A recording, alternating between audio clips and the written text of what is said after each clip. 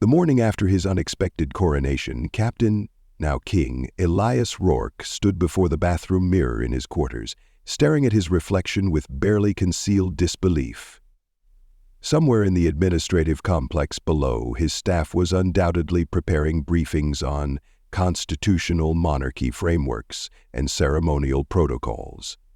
The absurdity of it all threatened to overwhelm his military pragmatism. A soft chime announced someone at his door. "Enter," he called, not bothering to hide his irritation. Dr. Karras stepped in, carrying a steaming cup of what passed for coffee and wearing an expression of barely suppressed amusement. "Good morning, Your Majesty. Sleep well?" "Don't start," Rourke warned, accepting the coffee gratefully. "And I've been thinking about this whole situation. We need to correct course immediately." "Oh?" Karras raised an eyebrow. "Having second thoughts about accepting the people's choice?" "Not second thoughts, practical thoughts." Rourke moved to his desk, activating the holographic display that showed the 4 colonies spread across the continent. A constitutional republic has proven to be the most effective form of government throughout human history. Separation of powers, checks and balances, representative democracy with constitutional protections. That's what we should be building here. Karras settled into a chair, studying him with the analytical gaze he'd learned to recognize. "And you think the people will simply accept this change of direction?" "They have to," Rourke said firmly. "It's the right choice for long-term stability and prosperity. I'll explain the historical precedents, the advantages of republican government. They're intelligent people. They'll understand." "Elias," Karras said gently, "they specifically chose monarchy. Overwhelmingly. That wasn't an accident or a joke. It was a deliberate decision." Before Rourke could respond, his communication panel chimed with an urgent priority signal. Lieutenant Walsh's face appeared on the screen, his expression tense. "Your Majesty, we have an urgent communication from Earth Command. They're requesting immediate dialogue regarding recent developments." "Of course they are," Rourke muttered. "Conference room 3, full staff, 15 minutes. As Karras rose to leave, she paused at the door. "Yes, the people chose you for a reason. Maybe consider why before you reject their choice entirely." 14 minutes later, Rourke entered the conference room to find his senior staff assembled around the central table. Major Elliott had returned overnight from the Western expedition, his weathered face showing the strain of rapid travel. Captain Duvall sat beside him, followed by the department heads and colony representatives. All eyes turned to Rourke as he took his seat at the head of the table. "Before we deal with Earth's concerns," Rourke began without preamble, "I want to address our governmental structure. Yesterday's election results, while flattering, represent a step backward from optimal governance. I'm proposing we implement a constitutional republic instead." "No," interrupted Councillor Wu from Hope's Calling, her voice firm but respectful. "With respect, Your Majesty, that's not what the people chose." "The people chose poorly?" Rourke countered, then immediately regretted his phrasing as several faces around the table hardened. "What I mean is, they chose emotionally rather than logically. A constitutional republic would better serve our long-term interests." "The people disagree," Captain Duvall said quietly. "I've been monitoring communications since last night. Support for the monarchy is actually strengthening, not weakening, and there are other voices emerging." "What kind of other voices?" Karras asked. Duvall activated a tablet scrolling through data. "About 35% are calling for a theocracy, but under your monarchical rule. A Christian kingdom, they're calling it. They want you as their divinely appointed king, guided by Christian principles. 8% want a pure democracy with direct voting on all major decisions. 6% are advocating for continued military rule under Your Majesty's direct command. But the majority, including many of the Christian monarchists, want exactly what they voted for, you as their sovereign."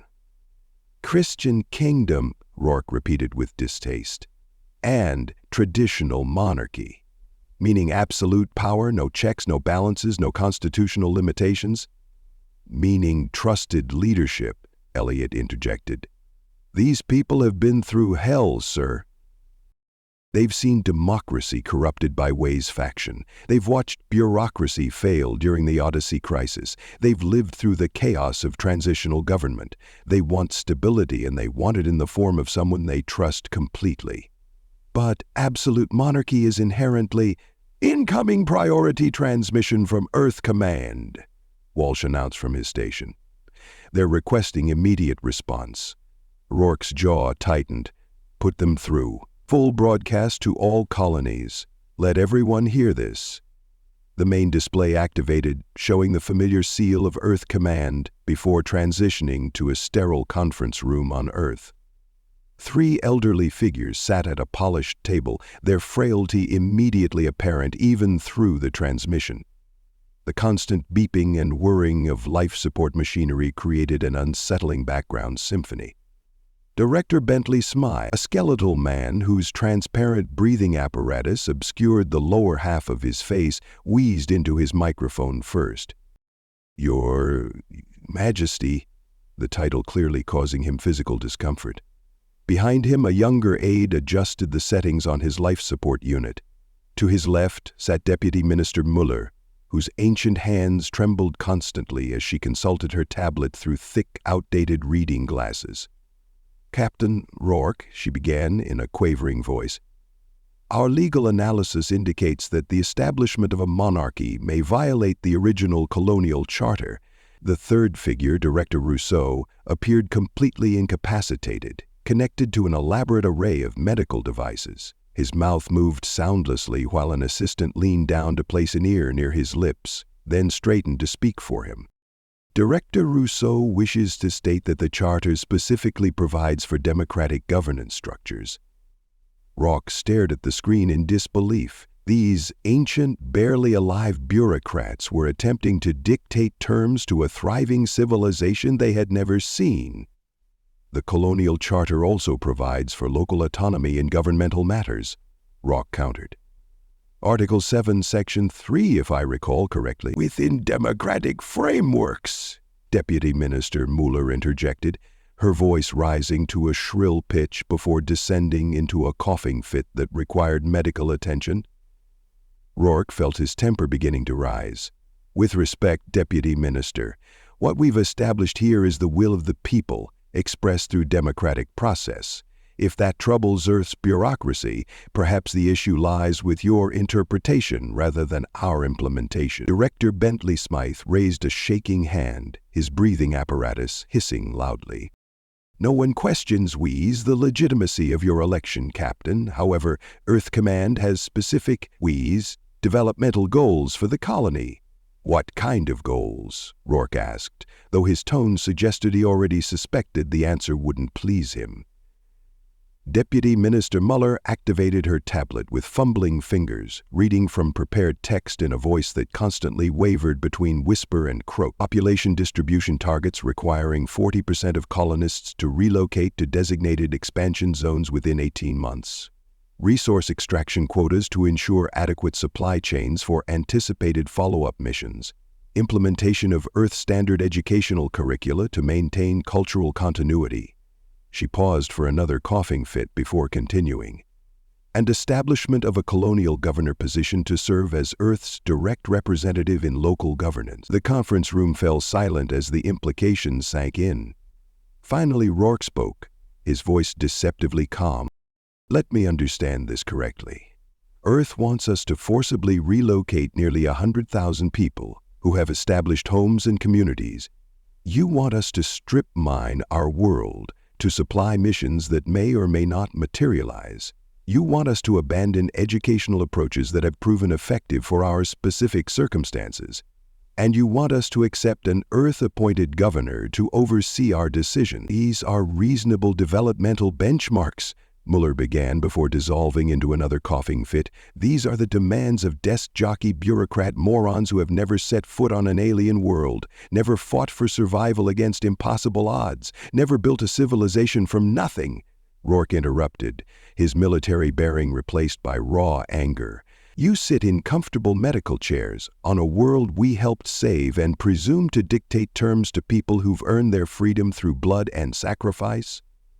Bentley Smythe's breathing apparatus began beeping more urgently as his agitation increased. "Captain Rourke, wheeze!" "You're speaking to representatives of Earth Command, wheeze. I strongly advise—" "I'm speaking to politicians who think they own us." Rourke cut him off. "We came here to build something better than what we left behind. If Earth can't respect that, then Earth can address its concerns to His Majesty, King Rourke I, sovereign ruler of the independent colonial territories." The words hung in the air like a declaration of war. On the screen, Director Rousseau's medical equipment began alarming as his vitals spiked, requiring immediate intervention from his medical team. "Captain," Bentley Smythe wheezed carefully, "I hope you'll reconsider this position. Earth's support has been vital to your success." "Earth's support ended 7 months ago when our communications were cut," Rourke replied coldly. "Everything we've built since then we built ourselves. We've proven we don't need Earth's guidance, and we certainly don't need Earth's interference." "This conversation is being broadcast to your entire population," Mueller pointed out between labored breaths. "Are you certain this is the image of leadership you want to project?" "Absolutely certain," Rourke confirmed. "My people deserve to hear exactly where Earth stands regarding their sovereignty." The transmission ended abruptly, leaving the conference room in tense silence. Around the table, expressions ranged from shock to admiration to concern. But before anyone could speak, the sound of cheering erupted from outside the building. Rourke moved to the window, looking down at the plaza where hundreds of colonists had gathered to watch the broadcast on public screens. They weren't simply cheering, they were celebrating, pumping fists in the air, embracing each other with the fervor of people who had just witnessed their champion defeat a bully. "They love it," Captain Duval observed, joining him at the window. "You just told Earth to go to hell and they're treating you like a hero." "Because that's exactly what he did," Elliot added with unmistakable pride. "And about damn time, too." Walsh was monitoring communications channels on his portable unit. "Sir, reports from all 4 colonies show similar reactions. People are literally dancing in the streets." Rourke turned back to face his staff, finding expressions of unanimous support rather than the concern he had expected. "They really don't care about maintaining ties with Earth?" "Why should they?" Karras asked rhetorically. "Most of these people left Earth because they were dissatisfied with their lives there. Overcrowding, resource shortages, bureaucratic oppression. Sound familiar? They came here for freedom, not to recreate the same problems on a new world." "And you?" Rourke asked, studying each face around the table. "Do you all agree with what I just did?" The responses came immediately and emphatically. "Absolutely. Should have done it months ago. Earth can keep its bureaucrats. They chose to abandon us when communications failed. We owe them nothing." "Your Majesty," Wu said formally, "speaking for Hope's calling colony, we stand fully behind your decision. Our people have no desire to submit to Earth authority." Similar declarations followed from the other colony representatives as the meeting concluded and his staff began planning for the inevitable consequences of his confrontation with Earth. Rourke remained at the window, watching his people celebrate. He had come to this world as a military officer, accepting authority and following orders. He had become an administrator by necessity, then reluctantly accepted democratic leadership.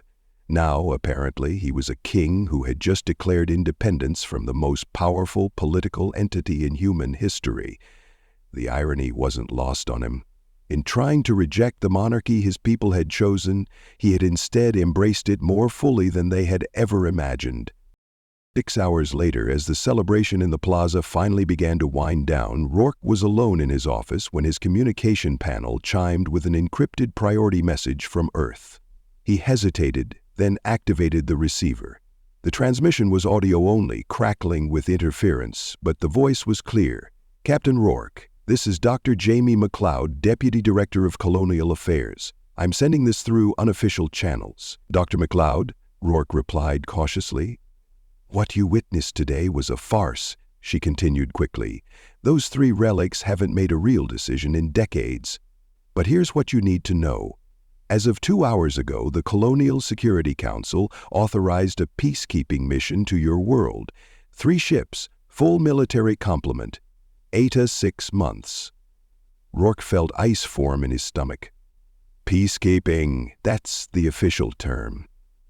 Unofficially, they're coming to remove you from power and establish direct Earth control over the colonies. She paused. There's more. The Department of Interplanetary Affairs is conducting a formal review of the implications of monarchical colonial governance. They're building a case that your government represents a threat to Earth's security. Based on what evidence? Based on the fact that you humiliated 3 senior officials on a live broadcast, McLeod replied dryly, but also based on the fact that you've proven a colony can be completely self-sufficient and prosperous without Earth's oversight. That scares the people who matter. Rourke absorbed this information, already beginning to calculate defensive possibilities. Why are you telling me this? Because I believe in what you're building out there. And because Earth's current leadership represents everything wrong with bureaucratic stagnation. Her voice grew urgent. Be prepared, Captain, they're coming. And they won't be interested in negotiation. The transmission ended, leaving Rourke alone with the knowledge that he had just committed his people to a path that would lead inevitably to conflict with Earth. Outside his window, the lights of Vanguard Colony twinkled peacefully in the gathering darkness, while overhead, the stars held secrets about the ships that would soon be heading their way. He had wanted to be a simple officer following orders.